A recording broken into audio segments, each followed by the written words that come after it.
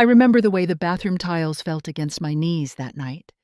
Cold, grimy, like they didn't belong in a home with Sunday crosses and choir ribbons on the wall. I was 14 and shaking, the skin beneath my eyes raw from crying. I had locked the door, not because anyone ever knocked, but because I needed one place in that house where Marvin's hands couldn't reach me. My stepfather. My silence. I had done what I was taught to do. I told a man of God, and he told me to pray harder. My name is Talia Jefferson, and I stopped believing in prayer when I was 14, not because I stopped believing in God, but because of what happened when I finally asked for help. When I spoke the unspeakable and was met not with rescue, not with outrage, but with quiet dismissal. Like my pain was a test, like survival was a matter of faith. Back then, I thought church was the one place where truth still lived, that someone wearing a collar and holding a Bible would know what to do when a scared little girl said she wasn't safe. I had no idea that the worst kind of silence could come from someone who says your name like a hymn. What I'm about to tell you is not a story of rage. It's a story of recognition, of memory, and of a question that waited 20 years to be heard. This is the story of the night I stopped asking for help and started learning how to remember. Marvin had a smile that could warm a room, the kind of grin that made women lean in and men slap him on the back. In church, he was the one who always stayed late to stack chairs, the first to bring ribs to the potluck, the one who bowed his head so low during prayer, you'd think he was listening to God himself. The older folks called him dependable. The younger ones said he was cool for a stepdad. But behind closed doors, he was something else entirely. And for a long time, that contrast almost broke my mind in half. I used to watch him in the pews, his hand resting on my mother's shoulder like a promise, nodding along to the sermon, with tears in his eyes. He wore his pain like a badge, talked about growing up hard, getting saved, and how he never thought he'd be blessed with a second chance. Folks clapped when he shared his testimony. He had one of those voices that curled around the room like smoke. You couldn't help but believe him. At home, though, Marvin had rules. You didn't speak unless spoken to. You didn't question why he stayed out late or why his belt came off over the smallest things. You definitely didn't cry. Crying made him angrier, called it manipulative. My mother never fought him on it. She didn't agree, but she didn't protect me either. She'd hover like she wanted to say something, but all that ever came out were soft little sighs and, "He's just tired, baby," or, "Don't give him reason to be upset." The first time I saw Marvin lose his temper in public was at a grocery store. A cashier rang up something twice by mistake, and Marvin's face changed in an instant. His tone dropped, cold and exact, like the air had gone still around him. The cashier turned pale and apologized. He laughed it off a second later, joked about computers being smarter than people. But I saw it. That flicker, that mask slipping. And I knew what it meant. I knew because I saw it all the time in the hallway outside my bedroom. He was careful, though. He never hid in ways that showed. Never yelled loud enough to wake the neighbors. But the fear he left behind was loud. It was in the way my stomach clenched when I heard his truck in the driveway, the way my body tensed when I smelled his cologne. I started counting the nights he was too tired to bother with me like they were blessings. And I prayed. I prayed the way I was taught, the way the women at church said you should, on your knees with a humble heart. Marvin always said he was a changed man, that God had cleaned him up. But I learned early that some people use faith like camouflage. And in a town like ours, no one wants to believe the man leading Sunday school could be the same one who slams a door so hard it makes your ears ring. What made it worse was how kind he could be. He'd bring me little gifts. A new book. A bracelet. He'd pat my head and say I was growing up pretty. like I should be thankful, like it was something special to be noticed. And I was 12. I didn't know how to name it.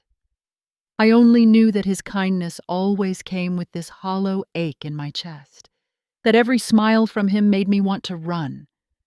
People think monsters look like shadows in alleyways, but sometimes they sit beside you in church, holding a Bible in one hand and your mother's trust in the other. The first time it happened, I told myself it was an accident. I had fallen asleep on the couch watching TV, something I never did, and when I woke up, Marvin's hand was on my leg. Not just resting there like a father's hand might. It was higher. Still. His eyes were on the screen and he didn't look at me when I shifted away. He just moved his hand back to his lap like nothing had happened. My heart was pounding so hard I could hear it in my ears, but I stayed silent. I didn't even sit up. I just waited until he got up to go to bed. Then I slipped into the bathroom and sat on the edge of the tub for what felt like hours. I didn't cry. I didn't move. I just stared at the floor and told myself I had imagined it. That's what he told me the next day when I asked, my voice barely above a whisper. I don't even know where I found the courage.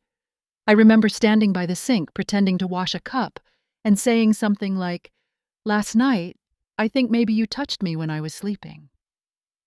He looked at me like I had just insulted him, told me not to make things up, said I must have been dreaming, that I needed to be careful with wild imaginations like that. Then he walked away. And that was that. I spent weeks trying to convince myself he was right. Maybe I had imagined it. Maybe I had been too tired to remember things clearly. But then it happened again and again, each time a little bolder, a hand brushing my thigh while passing by, a comment about how I was filling out, the way his eyes lingered when I changed clothes, even if my door was barely cracked. At night, I started locking my door. He would knock sometimes, pretending he needed to borrow something, but I wouldn't answer. Still, the locks in our house were old, thin. Nothing felt safe, and my mother saw none of it. Or maybe she did, but she looked away. She was always tired, always apologizing for things that weren't her fault. If Marvin snapped, she'd smooth it over with a laugh and say he was under pressure. If I pulled away from his hugs, she'd scold me for being rude. I learned early not to argue, not to explain. It only made things worse. I started keeping a journal. I'd write down the dates, the things he said, the way I felt. I didn't know what else to do with the fear. It needed somewhere to go. Writing made it feel real, even if I couldn't say the words out loud. I began to dread weekends and school breaks. Any stretch of time where I was home too long, I would count down the minutes until Monday morning, until I could go back to school and disappear into the crowd. But even at school, I was different. Quiet. Watchful. I didn't raise my hand as much. I stopped going to sleepovers. I stopped laughing the way I used to. It was like something had cracked inside me, and I didn't know how to put it back together. And the worst part was knowing that if I told anyone, they might not believe me. Marvin was too good at pretending, too good at smiling, and I was just a kid who had started locking her bedroom door. Here is Chapter 4, written to maintain natural flow, emotional tone, and your formatting guidelines. In our town, church wasn't just something you did on Sundays. It was stitched into the rhythm of our lives. It was the place you went when the world felt too loud, the place you dressed up for, even when there was no money for new clothes. People didn't ask where you were from. They asked what church you went to. Faith wasn't a private thing. It was public. It was proof you belonged. My mother made sure we never missed a service. Rain or shine, we were there, pressed, polished, and silent. She ironed Marvin's shirts the night before, laid out my dress and shoes at the foot of the bed. She'd hum as she worked. Soft gospel melodies that floated through our tiny house like a blanket. I used to love those sounds when I was little. They made me feel safe. But by the time I was 14, the songs started to sound like cover-ups, like background noise trying to hide what no one wanted to admit. Marvin always looked the part. He had a deep voice, the kind people leaned into, and a way of making every verse feel like it was meant just for you. He wasn't a preacher, but he could have been. He led the adult Bible study group, helped organize the youth retreats, and was always the first to volunteer for prayer circles. Folks would pat his back and tell my mother how lucky she was to have found a man like him. She'd nod, eyes shining, and I'd look down at my shoes, counting the seconds until we could leave. There were moments, small ones, that still stick with me. Like when Marvin would rub my shoulder during service, his hand lingering a beat too long, and my mother would glance over and smile like it was sweet. Or the time he tucked a strand of hair behind my ear during communion and whispered that I looked just like my mother when she was young. I remember how my stomach turned, but I didn't move. I couldn't. Because we were surrounded by people singing about mercy and grace, and no one saw anything wrong. At youth group, we were taught about purity, about guarding our hearts and saving ourselves for marriage. The girls were told to dress modestly, to not tempt the boys. I remember sitting there listening, wondering why no one talked about what to do when someone didn't wait for permission. When the person hurting you was the one leading the family prayer, I wanted to raise my hand, to ask. But I never did. Church became a place of pretending. I learned to smile when spoken to bow my head at the right time, to recite verses with just enough feeling. It felt like armor. If I played the part well enough, maybe no one would look too closely. Maybe I could stay invisible. What hurt most was knowing that if I ever spoke up, I wouldn't just be going against Marvin. I'd be going against everything that made our family look whole. Against the illusion my mother clung to. Against the God people believed Marvin spoke for. And I didn't know if I was strong enough to lose all of that. So I stayed quiet. I wore my Sunday best like a costume. And on Saturdays, when the bruises weren't on my skin but somewhere deeper, I pressed them down and prayed they wouldn't show. When Pastor Caleb first joined our church, the sanctuary lit up in a way I hadn't seen in years. He was young, maybe 30, clean-shaven, always dressed just a little too sharp for the dusty halls of our small-town chapel. The women whispered that he'd turned down offers from bigger churches to come serve us. The teenagers liked him because he played guitar and quoted scripture like poetry. But for me, he was something different. He felt safe. He had a way of talking that made you feel like he was listening, even when it was a room full of people. During youth nights, he'd ask us what we were afraid of. He'd kneel on the floor to be at eye level and say that Jesus didn't just walk with the righteous. He sat beside the broken. It sounded beautiful. It sounded true. And for the first time in a long time, I began to wonder if maybe someone might hear me. I watched him for weeks before I said anything. I memorized how he responded when kids mentioned things like divorced parents or feeling alone at school. He always nodded, always prayed. And once, when a boy said his dad hit him sometimes, Pastor Caleb hugged him right there in front of everyone. He didn't shame him. He didn't walk away. That moment lodged itself in my chest like a promise. I started staying after youth group, offering to help clean up. I wasn't the only one, and I didn't say much, but I think he noticed how I lingered. One evening he asked if everything was okay at home. I shrugged and said, "Yeah, like I always did." But something in his voice, or maybe just the way he asked, made me want to scream, "No." Eventually I decided I would tell him. I rehearsed what I'd say over and over. I'd say I didn't feel safe. I'd say Marvin was doing things he shouldn't. I wouldn't use the word abuse. I was too scared of it. But I'd give him enough that he'd know, enough that he could help. I wanted to believe he was different, that God had put him there for kids like me, that someone, finally, would not look away. But belief is a fragile thing. especially when you've already been taught that silence speaks louder than words. It was a Wednesday night in October when I finally did it. The air smelled like burned coffee and wet hymnals. After youth group, while the others filed out toward the parking lot, I stayed behind and hovered near the piano. Pastor Caleb was folding up a metal chair when I walked over. My hands were shaking, and I could feel the sweat at the back of my neck. I told him I needed to talk. Just for a second. He smiled and said, "Of course," like he always did, and followed me to the corner by the bulletin board. I could barely get the words out. I said something was happening at home, that my stepfather made me uncomfortable, that he touched me sometimes and I didn't know what to do. I didn't use full sentences. I couldn't.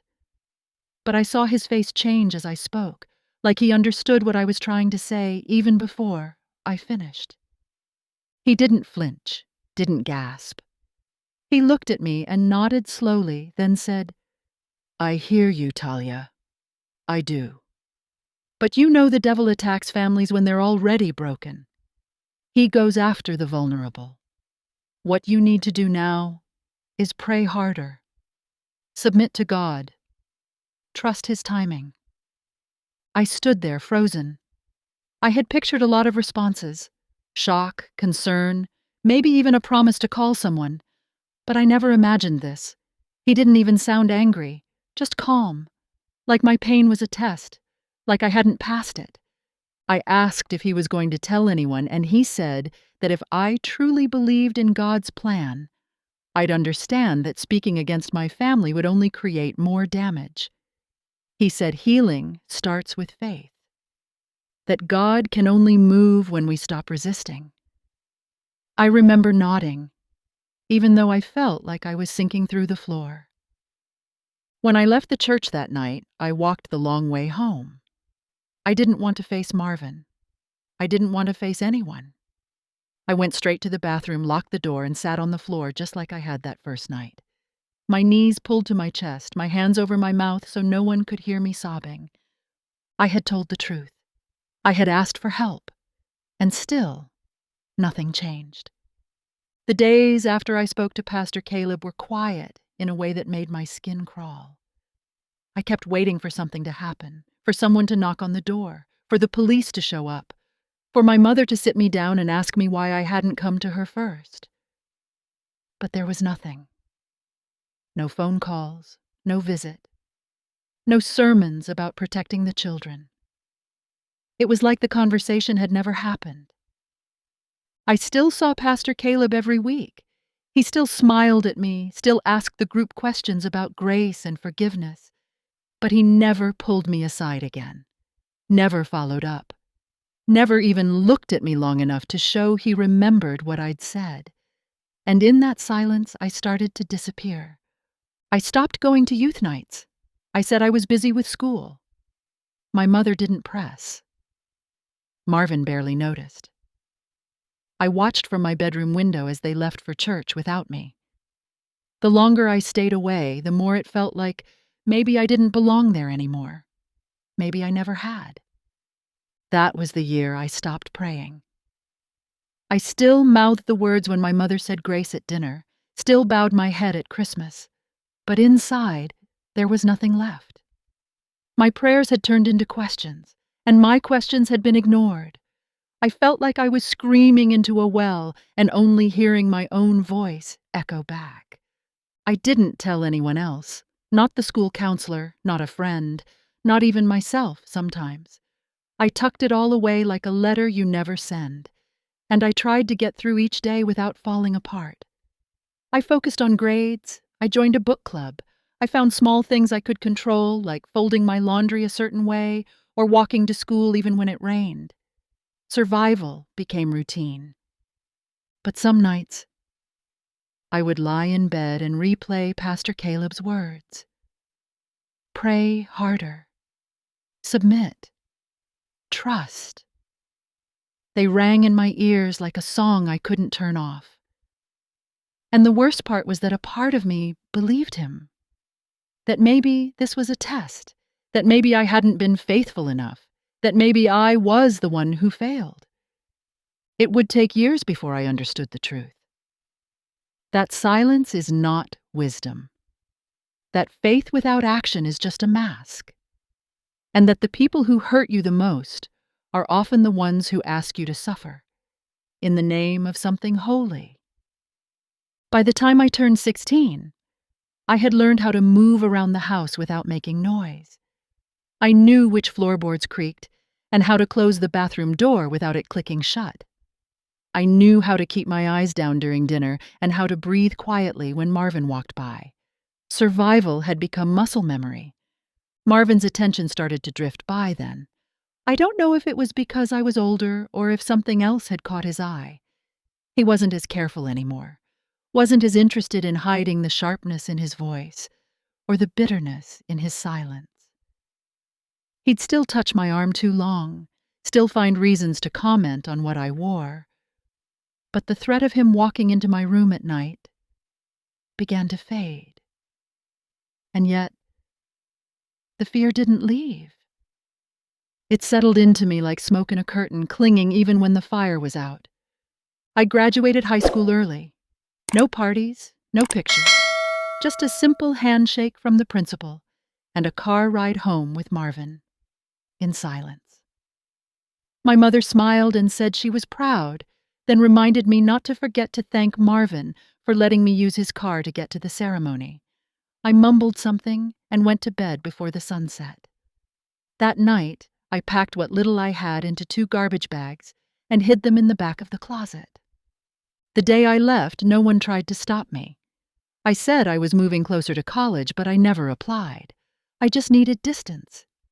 A friend let me sleep on her couch for a few weeks. I got a job at a diner, saved every tip, and found a room in a shared apartment on the edge of the city. I didn't tell anyone where I was going. I didn't even leave a note. The years that followed were quiet. I learned how to live without looking over my shoulder. I worked, paid rent, and slowly started to breathe again. I didn't talk about Marvin. I didn't talk about Pastor Caleb. I told people my parents were complicated, and they nodded like they understood. I didn't want pity. I wanted peace. I went to therapy once, sat in the waiting room for 10 minutes, then walked back out. I wasn't ready. I didn't know how to explain the kind of silence that builds up like layers of dust. So I kept it all buried and tried to build a life that felt normal. And for a while it worked. I made friends. I laughed again. I went to bookstores and took long walks and started to feel like maybe the past was behind me. But healing is not forgetting. And silence, no matter how carefully you arrange it, cannot keep the truth from finding its way back to you. It had been years since I'd said Marvin's name out loud. I had built my life on avoiding it. I never dated men who reminded me of him. I never rented apartments in neighborhoods that felt too quiet. I kept everything at a distance, just enough to feel in control. And then, one afternoon, I was scrolling through Facebook when I saw a photo that stopped me cold. Marvin, standing in front of a church sign, smiling, surrounded by a woman and 2 girls who looked just like I had at their age. The caption read, "Blessed to be part of the New Life family." My throat closed. My hands shook. I clicked through the profile. He had remarried. His new wife was a widow. Her daughters were 11 and 13. I stared at that picture for a long time. My coffee went cold. My apartment felt too small. The air felt thick. And underneath all of it was this roar of guilt that I couldn't push down. I had left. I had survived. But I hadn't stopped him. That night, I pulled out the old shoebox I had hidden in the back of my closet. Inside were the journals I kept as a teenager, still wrapped in the same elastic bands. I hadn't opened them in years. I read every word, the shaky handwriting, the fear, the confusion, and it all came rushing back. The bathroom floor, the locked door, the voice of a man telling me to pray harder. I didn't sleep that night. I sat at my desk and started writing everything down again, but this time with names. with dates. I found the voicemail Marvin had left once, the one where his voice slurred my name late at night. I printed text messages he had sent during my last year at home. I made copies of everything. I wasn't a scared kid anymore. I was an adult, and I was done being quiet. The next morning, I called the district attorney's office in the county where I grew up. I asked to speak to someone about reporting a past abuse case. The woman on the phone was kind. She asked questions gently. I told her the truth, every detail I could manage. She said someone would follow up with me. When the call ended, I sat on my bed and waited for the shame to come. But it didn't. Not the way it used to. What I felt was something else. Not anger. Not peace. Just clarity. I had no idea what would come next. But I knew one thing for sure. I wasn't going to let those girls grow up thinking no one saw them. Meeting with the district attorney was nothing like what I imagined. I wore my nicest blouse, printed out every page I thought might help, and walked into that building like I had something to prove. The office was sterile and gray, the kind of place that smelled like cold coffee and old paper. A woman named Elaine met me at the door. She introduced herself as an advocate, not a lawyer, but someone who would help me through the process. Her voice was steady, not warm, not cold, just grounded. We sat in a room with no windows. I handed her the journals, the voicemail, the screenshots. She sifted through them slowly, nodding, occasionally asking questions about dates and names. I told her what Marvin did. I told her how long it went on and how my mother never stepped in. I told her about Pastor Caleb. Her pen paused when I said that part, but she didn't comment. She just kept writing. After a while, a prosecutor joined us. He was polite but careful. I could tell he'd done this before.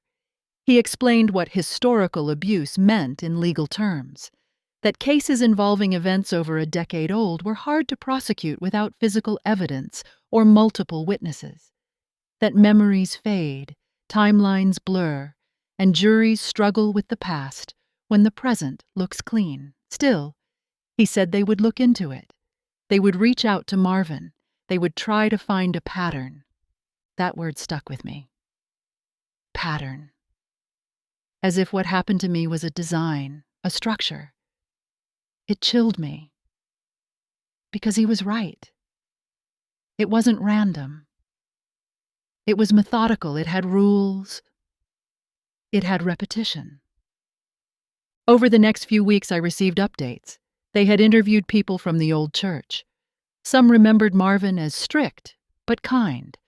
Others shrugged and said it was a long time ago. No one had seen anything. No one had heard anything. And without new reports or additional victims, the DA said the case would be extremely difficult to pursue in court. I didn't cry. I expected it. The system is built to catch fresh wounds, not old scars, but I made sure everything stayed on file. My testimony, my documents, my name. Still, what haunted me more than Marvin's continued silence was the absence of another name from the conversation. No one had spoken to Pastor Caleb. No one mentioned him. No one asked why a youth pastor had heard a confession and done nothing. I carried that weight with me. Not because I expected the law to go after him, but because I wasn't done asking questions. And some things, no matter how much time passes, deserve to be heard again. Out loud. In the light. Even after the DA told me the case was unlikely to move forward, I couldn't let go of one name. Pastor Caleb. His voice, all these years later, still echoed in the corners of my memory. I could still hear him saying, "Submit to God, pray harder." I could still see the way he nodded like he understood, even as he walked me straight back into silence. I started searching for him online.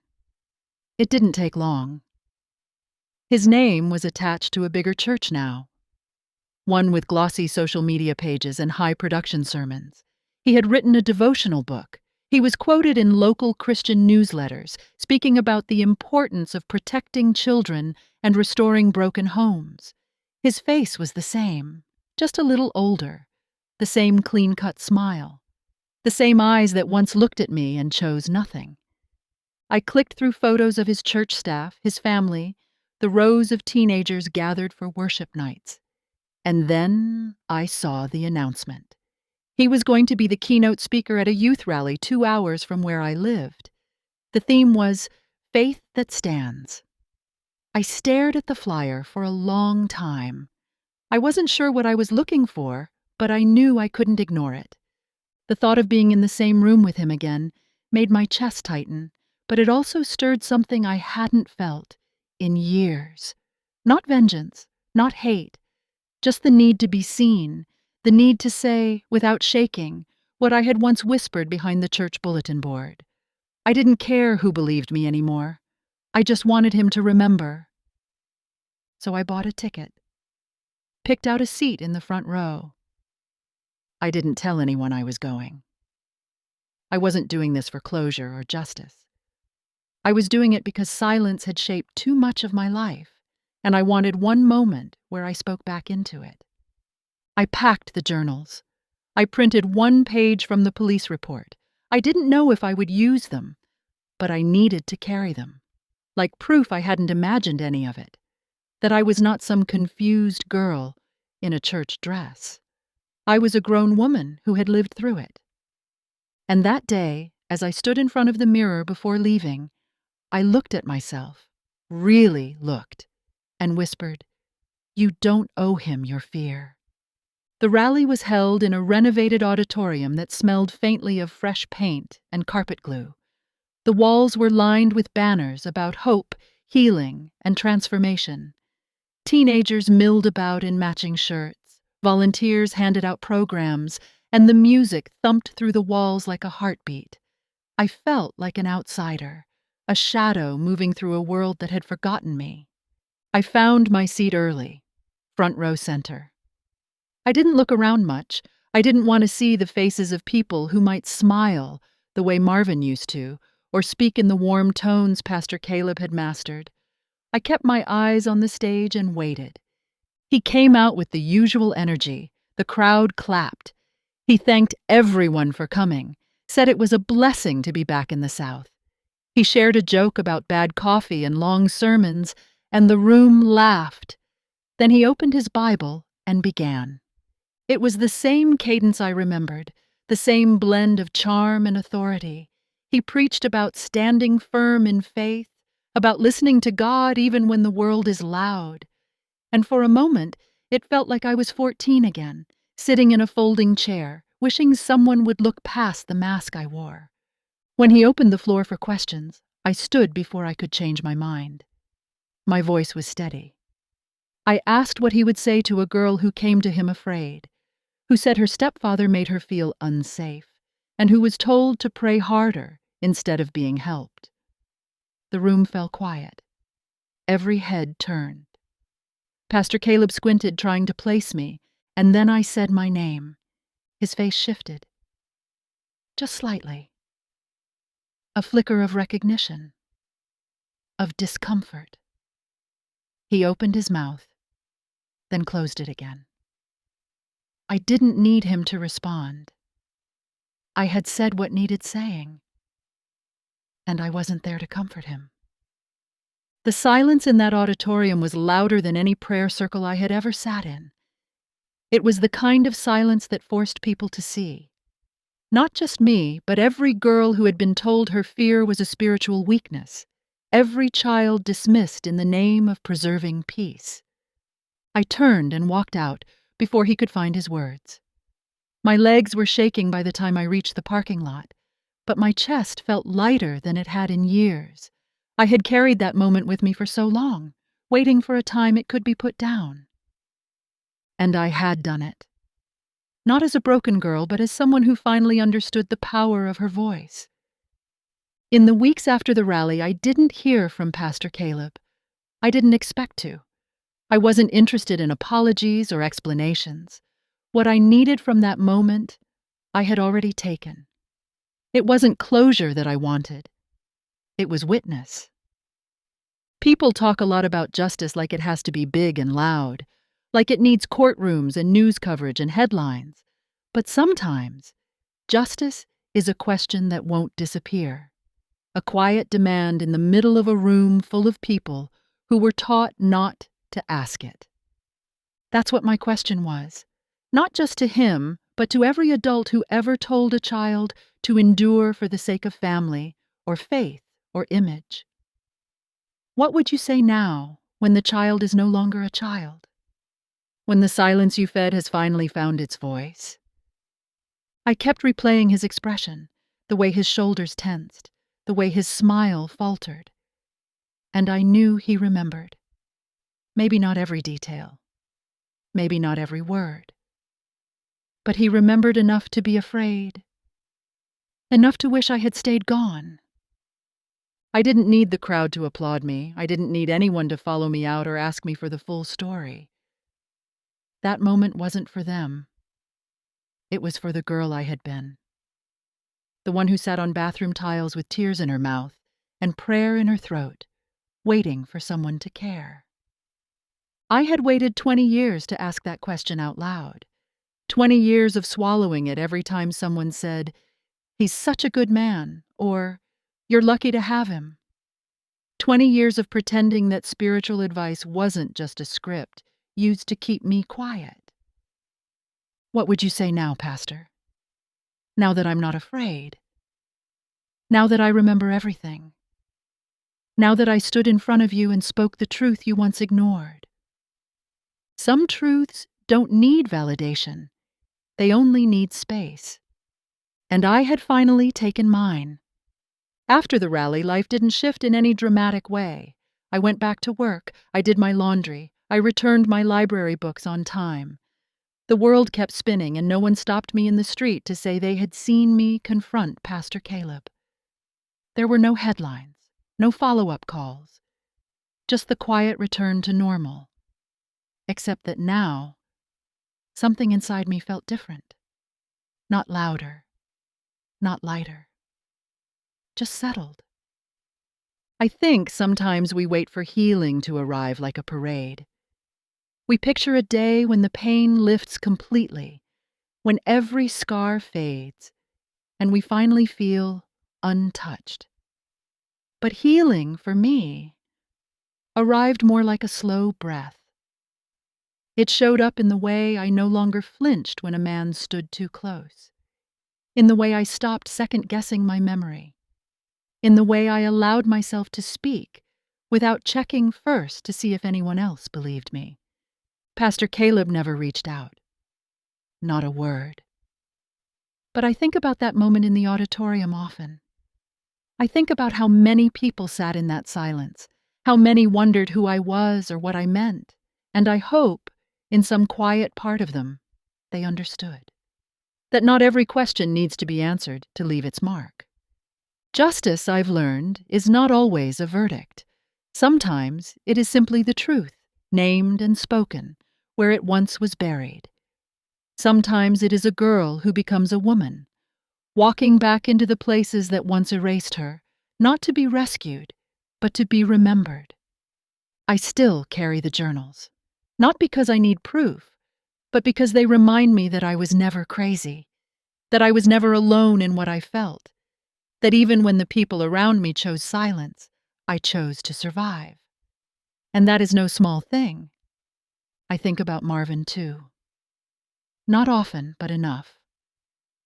I wonder if he still looks over his shoulder.